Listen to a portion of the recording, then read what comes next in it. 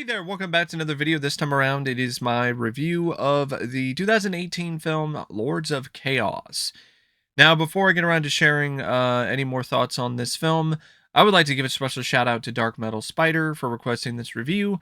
And if there's another film, TV show, or topic that you would like to see me discuss in the future, feel free to donate to either my PayPal or to my Patreon.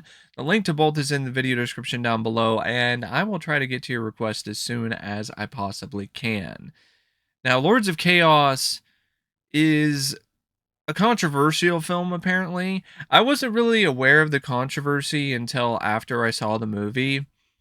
And I'm just going to share my thoughts on the controversy real quick. I am not familiar at all with Norwegian black metal or its history or anything of that sort, or with the band Mayhem. I know that the murder case that's chronicled and featured in this film is not entirely shown in the most accurate fashion. And I also know that there are other details that are missing or fabricated, and I'm aware of that, but I still like the film. I think the criticism for the movie is a bit overblown from some places because they were expecting something that the film was never intending to be in the first place. The movie even has a disclaimer before the start of the film where it mentions that there's a lot of stuff that didn't happen the way that it's going to be portrayed in the film. It says it's a mix of truth and fiction. So the movie already makes you very much aware of this from the very beginning. So the criticism is talking about how unrealistic it is and how inaccurate it is to what actually happened. I think are a bit much because it's not a film that's trying to be a documentary or a traditional biopic, because it's just taking inspiration from real life events and just creating its own story and cinematic fable, so to speak. In a lot of ways, it's more creative fiction than it is nonfiction. And it makes that abundantly clear. Now, when it comes to its inaccuracies in terms of Norwegian black metal, I don't really have much to say about that either, except that this isn't a documentary about Norwegian black metal. So I don't really feel that the film necessarily had to have all of the elements that people have been criticizing it for, who are fans of Norwegian black metal, for it to be a successful story and a successful film. That's just me personally. I do have some issues with the movie, but a lot of that doesn't necessarily have to do with any of these other factors that I've seen the film get heavily criticized for, even to this day. It's directed by Jonas Åkerlund, and I thought for the most part he did an amazing job. I think it's a well directed film. It's got a lot of really solid and genuinely impressive camera work. There's some ambitious shots detailing the setting of the film, as well as the characters or even the band's performances, and the bloody climax. It's a film that does feature a decent variety of camera techniques. The camera isn't stiff. It definitely does have a fluid movement to it. There's some good establishing shots, as well as the typical sort of things you look for out of a well-directed movie in terms of pans and zooms and so on and so forth. It's genuinely a great looking film, and I think in large part it has to do with what Jonas brought to the movie. Now, the script by Dennis Magnuson and Jonas Åkerlund, based on this book, Lords of Chaos, is, in my opinion, a interesting screenplay, but definitely one that has a fair share of flaws. Before I talk about the flaws, though, I want to talk about the pros. I want to talk about the positives when it comes to this script. I think it does a good job in terms of establishing all of the characters, all of the different members of the band Mayhem, uh, and it really does a excellent job making you sympathize with and really connect with a lot of these characters, especially uh, Euronymous, Oystein, the leader of the band Mayhem. The script does a particularly good job making you connect with him, and it makes what happens to him in the end all the more affecting because you've grown to actually like this character, despite some of his quirks, despite some of his flaws, and his manipulative tactics at times. You see him genuinely trying to be a better person at a certain point in the film when he's found a girl that he is infatuated with.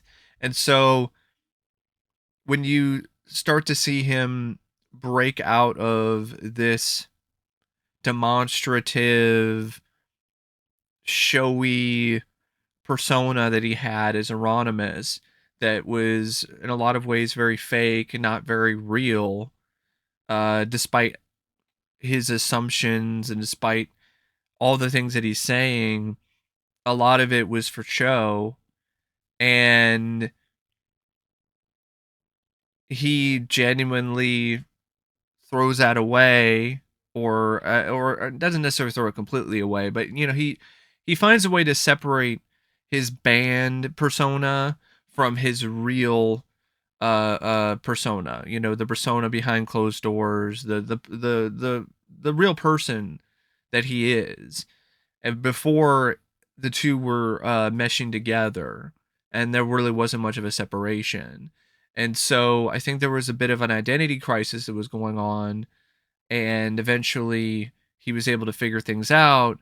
But at that point, it was too late because of all the damage that had been done because of his actions and his behavior and the people that he decided to associate with. And the script really does a great job handling all of that and the drama and just really placing yourself inside this character's shoes, getting his mindset, understanding why he's doing things the way that he's choosing to do them, and really, you feel for him. I mean, he thinks he found the lead singer of his band that he's been looking for all of his time.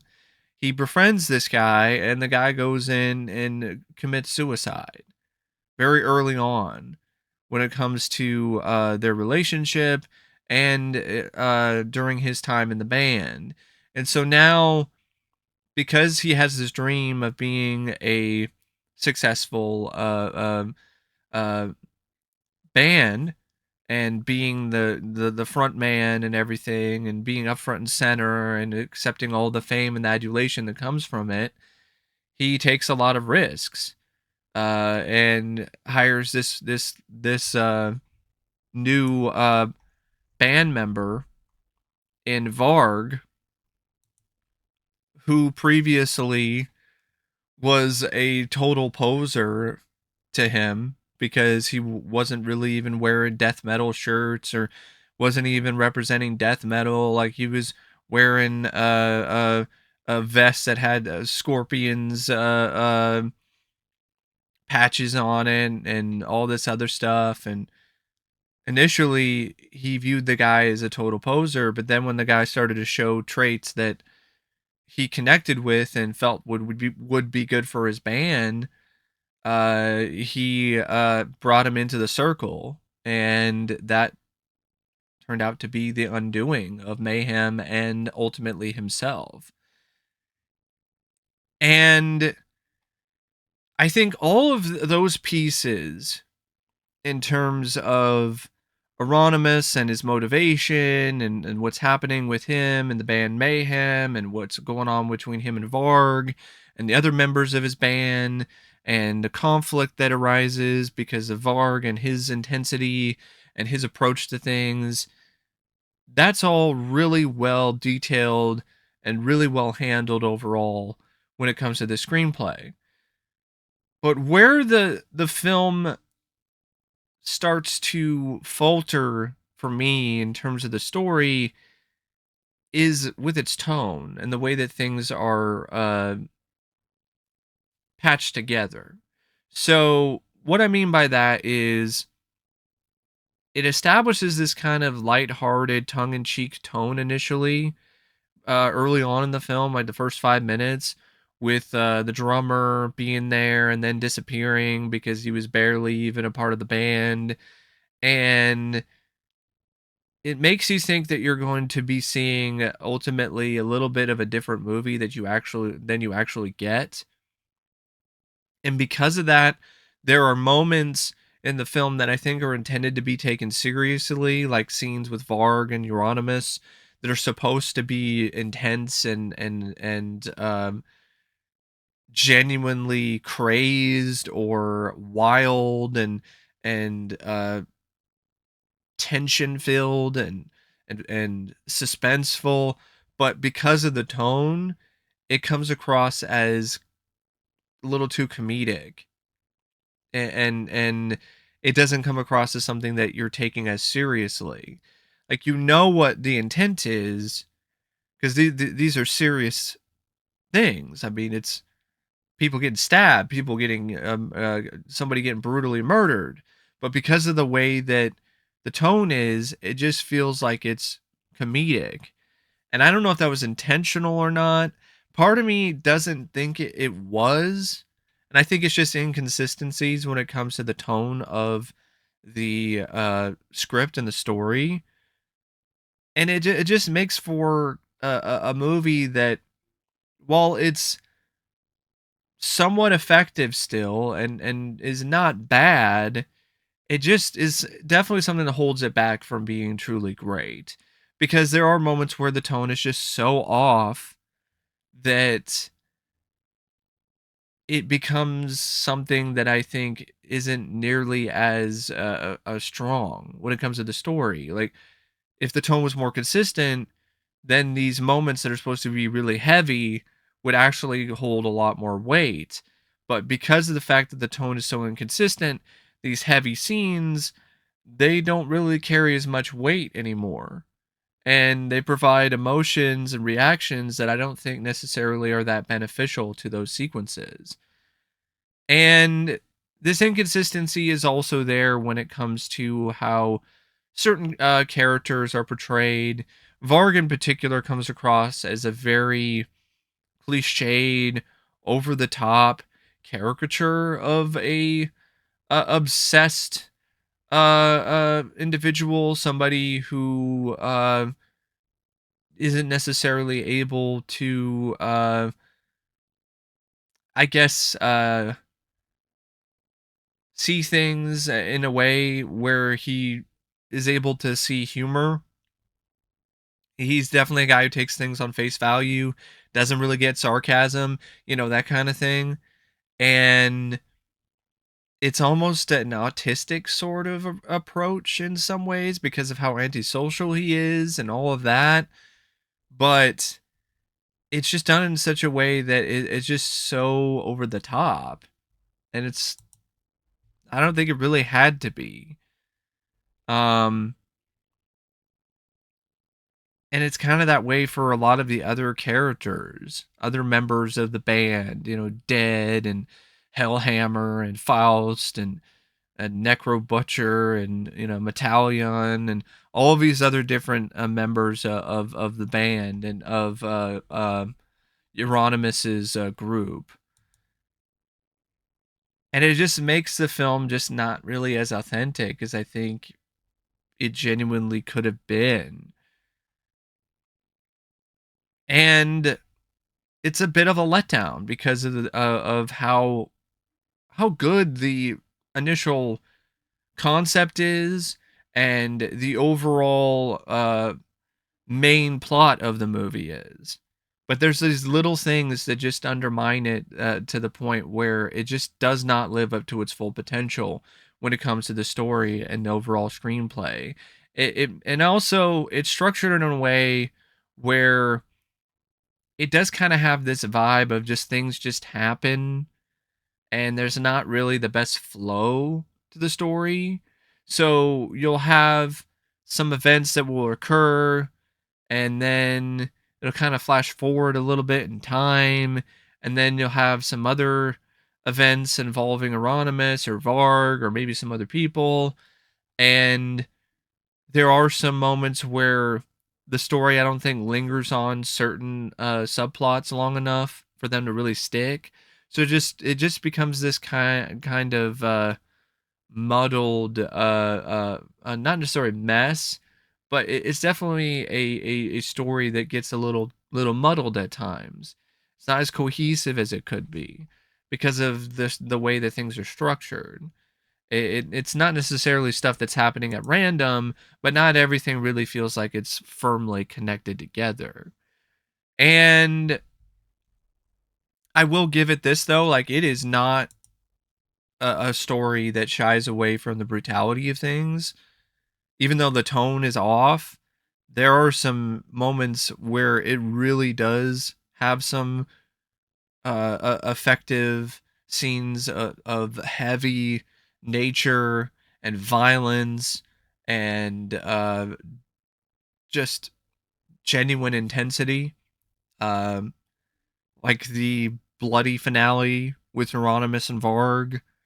They did not hold back when it comes to that final confrontation between the two. It is brutal. It is violent, and it sticks with you. And so does some other scenes like the suicide of the band. Yeah, suicide of Dead. That is another scene where it's blunt. It's heavy like a hammer, but that's the way it should be. But like I said, for even the moments like that where it's positive, it has these other moments that are just kind of out there that also affect the overall cohesion of the story. For instance, there is a scene that features Euronymous having a nightmare, and he has it a couple different times throughout the script. And it looks like something out of a horror film, complete with jump scares and a bunch of other horror cliches. And I'm like, why is this here? And what is the purpose of this? Is this here to try to sell this film to horror fans? Like, make this a horror movie? What is this? This is just random and not necessary. And yeah, it's just a script that it's good, but it's far from great because of the things that I have detailed here um, at this moment. It's just one of those scripts and overall films that I just think a more cohesive script could have definitely made it a much better movie. The cast, though, I think is also kind of a mixed bag. Rory Culkin is remarkable as Oystein. I think it's a career-defining performance. I thought he was just mesmerizing, compelling. He was charismatic. He had great chemistry with everyone else in the cast. Uh, it was a really terrific performance. Like I would honestly recommend the film to anyone just for Rory Culkin's performance as Oystein. Uh, Emory Cohen, on the other hand, he kind of overdid it. He overdid the intensity of his character Varg so much to the point where he felt like he was a cartoon character to me, and I don't really feel that that's the right vibe, and I don't think that really works. It really got to the point of parody. Like he was playing a live action version of one of the band members from Metalocalypse. It really kind of was that sort of performance, or somebody that would show up in that show and would just be used as a punchline. Uh, Jack Kilmer, on the other hand, in the very little bits that he was in, I thought he was really good. I thought he was effective as Dead. Anthony De La Torre as Hellhammer, as Jan. He was pretty solid too. So was Valter Skarsgård and Jonathan Barnwell. The other standouts to me, Sky Ferreira as Amarit, the girl that Oystein fell for. I thought she was really special. I thought the few scenes that she was in, she really did leave her mark and left a pretty significant impression. A really good performance by her, and I thought that her and Rory were genuinely a sweet couple, and they clicked on camera. But in a lot of ways, the cast is mainly Rory Culkin and Emory Cohen and a few others here and there. Sam Coleman's another one who plays Metallion. But because of just how integral and how important Emory Cohen's performance is as Varg to this film, it's a cast that, yeah, it's a mixed bag, because the second most integral and important performer is just very inconsistent, and at times just delivers a performance that is more laughable than genuinely authentic. Now, there are other elements of the film, technique wise. There is cinematography by Parham Ekberg, and there's editing by Richard Krantz, and those are all serviceable, fine. I think the editing at times can be a bit wonky, a bit off. It definitely is a film that has some editing in it that's a bit uh, um, jarring, especially when it comes to scenes where it's cutting from one style of filmmaking to the next, or you have like a regular sort of scene and then it does a cut to the nightmare scenes with Oystein, and those scenes in particular were really overdone when it comes to the editing. The music, Sigur Rós, for the kind of film that it is, it was okay, I guess, but it wasn't anything that I really would call memorable or that iconic or that strong. That's definitely something that the film kind of lacked for a movie that is so focused on music and metal and stuff like that. Like the music and the score in it were just not really much of anything to me. Just kind of background noise. The actual metal though that they used, I think it was actual songs from Mayhem. It was fine, but not anything really that great either. But then again, I'm not really a big fan of death metal, so I'm not really the best person to judge how good the death metal songs were. But they just didn't really do a whole lot for me. Um, Honestly, the more memorable songs were ones that really had nothing to do with death metal, like "Balls to the Wall" by Accept, um, which I think they played during like a party scene, if I remember correctly. I think they played "Balls to the Wall." Um, but yeah, overall, I didn't mind the film. I liked it, but I definitely didn't love the movie. It's 118 minutes, and at times it kind of does drag a little bit because, like I said, so much of it is centered on Oystein and Varg is such an over the top caricature that it just becomes hard to take seriously. And you're honestly laughing at the character more than finding to him to be any sort of intimidating or genuinely intense presence. And I think maybe that might have been the intention, but it just really hurts the film to me. I think they really should have toned that back a little bit. It's fine if you have some moments where he is a little bit absurd, but like not to the point where you think that he's just a total cartoon character.